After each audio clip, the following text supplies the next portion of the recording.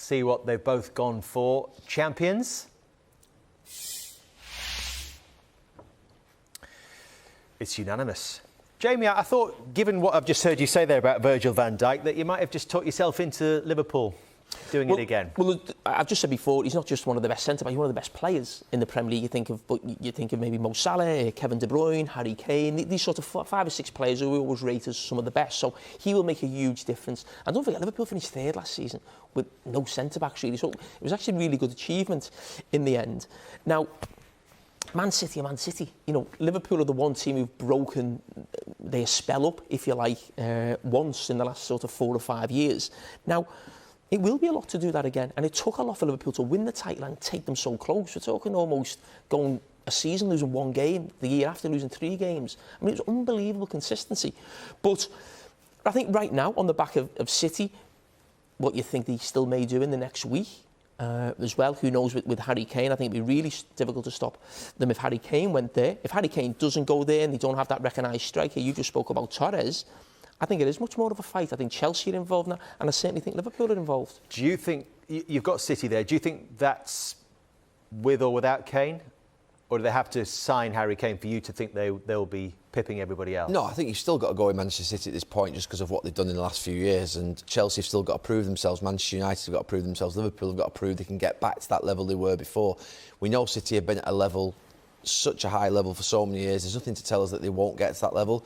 There is that question of Aguero going and not being replaced, but they have got lots of contributors to goals, lots of 10s and 15s and 17s that can just chip away at getting goals. You know, do they necessarily need a 25, 30 goal striker? Well, they didn't really have Aguero last season, no. Being totally honest. Didn't really play. I mean, that was, you know, in some ways last season was Pep's perfect way of playing, what he's always talked about, having a team of midfielders. That's what it felt like watching them, wasn't it? They didn't really have that recognised striker. But I think if you're Man City, I think if you're Pep Guardiola, you'll still want a top centre-forward in that team. So they agree on who's going to win it. They also agree on the names in the top 4, but not the order. Both have gone with Chelsea as runners-up, but Gary thinks Manchester United will edge Liverpool. And surprise, surprise, Jamie thinks Liverpool will edge Manchester United. Why will Manchester United finish above Liverpool, Gary? I just think they've got a better squad.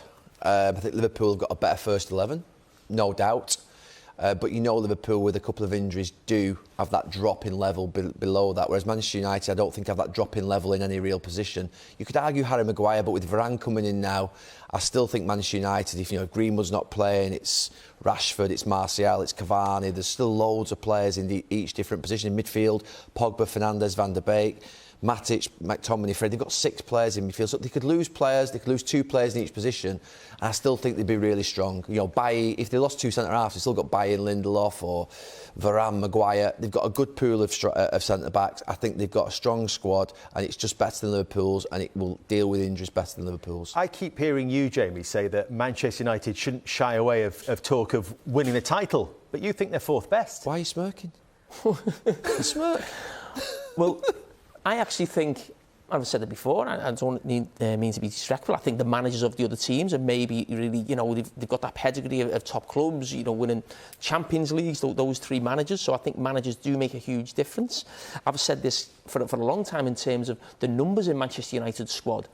Even going back to when Liverpool were challenging for the league, certainly attacking options off the bench maybe compared to Liverpool. But I think Liverpool are a better team. I think they have a better manager. I think for actually only finishing probably 6 points behind Manchester United last season, but having no centre-backs for most of the season. And I think maybe Liverpool are going under the radar with a lot of people, maybe myself included, that we're actually forgetting how good they were for a couple of years, really. And it's now back. Salah, Mane fresh over the summer, first summer they've had. So I think a lot of Liverpool supporters are quite happy that no one's actually tipping them to really push Manchester City when you actually consider what this team has already achieved over the last few years. Well, moving on to overachievers. West Ham, you could probably put in that category last season, finishing 6th. Jamie's spoken about Brighton already, how impressed he's been with them. But, Gary, you've gone for Rafa Benitez's Everton, who've made a pretty good start. I've been clear, I don't quite like the idea of the ex-Liverpool legend manager going to Goodison Park. Many Evertonians don't. But I've got no doubts about what he'll do as a performance. And I think he will make them have their best season for a long time. I think they could do what West Ham, Leicester did last season and get up to that 5th, 6th position. I think Everton have been striving to get close and challenge the Champions League. He'll get a lot of good results for them, and I think that's started already. Why were you so critical of Rafa then last season at Newcastle if you rate him so highly now? I wasn't critical of him at Newcastle. You're one of those people who sort of grabs part of an argument, plays it the way in which you want, sticks it in your little Mail Online column or whatever it is, and before you know it, it's grown into a rumour that doesn't exist. It's unbelievable, the misinformation that exists in society nowadays. Most of it comes from him. There's one of Gary's big bugbears revealed tonight on Monday Night Football. Let's move it on. We're going soft because we wanted to talk about who they thought was going down this season, but they weren't prepared to talk about that. No. So we've said underachievers. Who's going to potentially struggle? Well, Jamie's talked about his concerns about Manchester United. We're not suggesting that. What does that mean? It means that I actually think Manchester United have got a squad capable, certainly, of really challenging and really pushing for the title. We've both said you've said they'll finish third. I've said they'll finish fourth. I think that's underachieving with the squad that they've got. You've just rattled off about 20 names who they've got. Every one of them is worth 50 million. But you still think they could finish in fourth and be a better team than last season? Third, I said. I know, but earlier on you said fourth. It's how they finished third. What's that mean? Second, 25 points behind the leaders is a waste of time. But if they're third and they finish 6 points behind, they've been a challenge right to the end, that would still be progression. The point is, I suppose you could get 90 points, couldn't you, and still finish in third place. I think Manchester United have got a squad. They should be thinking to challenge for the title. I mean, the money they spend. Arsenal, what does underachievement look like for Arsenal? Look, I think they've got a good young coach. I think that at the moment, I just worry about the sort of makeup of the squad. It doesn't feel right. That's not just because of the first 2 games. There's something just not right. They've got a mixture of young players that you can imagine are committed, desperate to do well, got talent. And then I think about sort of the guidance that I got as a young player at Manchester United from unbelievable senior players in that dressing room. I think Roy Keane mentioned it yesterday. And I don't think they've got the right direction around them and right structure. They've got a young coach as well, who obviously has got a massive job in front of him. But I just think that there's something missing there that will give those young players that ability to go and achieve what they want. Something's not right, and it could be a little bit messy and scabby. It could be a horrible little season. I don't know. Top scorers, let's talk about some individuals in the Premier League. Jamie's staying true to Mo Salah. And Gary thinks Romelu Lukaku will continue his impressive start. Could be Salah, could be Lukaku, could be Kane. And to be fair, you'd be guessing if you chose between the three of them. Young talent, Emile Smith-Rowe. Jamie.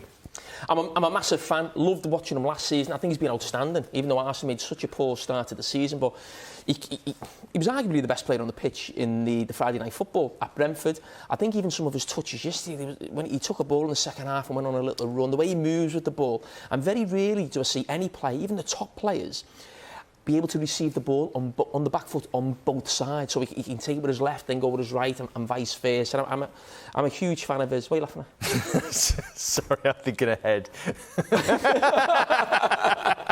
I'm just thinking about Gary's chance to spread misinformation about what Jamie said last season about Kai Havertz. But he fancied Kai Havertz. He didn't think he was anywhere near. Shouldn't have signed him. Wasn't anywhere near the money, etc., etc. I actually think Havertz. Everything's saved. It's in the archive. I actually think Havertz has gone up a level, but I also think he's in third gear. I think he'll go up to fourth gear, and I think he'll actually go to fifth gear, and I think he could become an absolutely great player. I think he's got that when he really fills out into his body, and he will do, and he'll get stronger and more powerful. He's already a great runner with the ball. I think when he gets more confidence, more belief, in 2 years' time, I think we could be seeing someone who's absolutely there. Remember what Chelsea did with Eden Hazard? He went from here to here to here, and I think that's what Havertz will do. Can I just confirm you don't disagree with anything that you've just said there? No, fine. OK, one to watch. Gary's gone for Paul Pogba. Silence for him is unbelievable. Not getting involved. Oh, no, he hasn't gone for Paul Pogba. I have the last 3 seasons. I'm intrigued to know. Look, he still intrigues me, Paul Pogba, to see whether he can become the best player in this league. But Varane, I want to see how Varane does for Manchester United. I think every United fan is. They're intrigued to know how Varane, this great player, World Cup winner, numerous Champions Leagues. Why is he being held back? Thomas Tuchel said of Lukaku on Sunday, we bought him to play. He plays.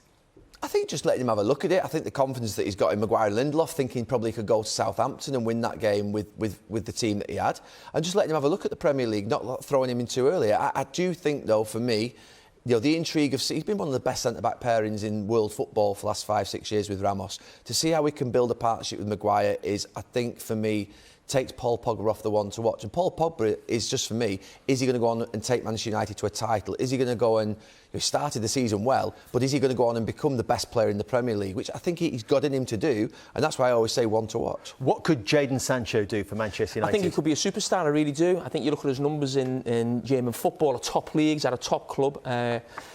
At Borussia Dortmund, they've been after him for a while, and Gary's mentioned this numerous times, that they need that player on that right side. At times, actually, I think he's as good on the left when you look at his stats at Dortmund. And as I said, you're getting one superstar from the Bundesliga, and you're getting a guy who's come in and won 4 Champions Leagues, and he still wants them in the top 4. There we go. 7 out of 10, Gary? The show? Yeah, 7 out of 10. Honestly, first show of the season, just take a nice 6 or 7. Yeah. Honestly, just like his career, 6 or 7. 6 or 7 out of 10, first Monday Night Football season, you're very happy with that.